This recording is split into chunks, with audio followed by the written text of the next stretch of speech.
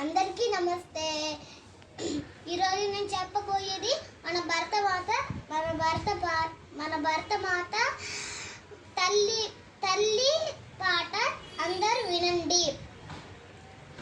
మా తెలుగు తల్లికి మల్లె పూదండ, మా కన్న తల్లికి మంగళహారతులు, కడుపులో బంగారు, కను చూపులో కరుణ, సిరి నవ్వులో సిరులు దొరలించు మా తల్లి. గలగల గోదారి కదిలిపోతుంటేను,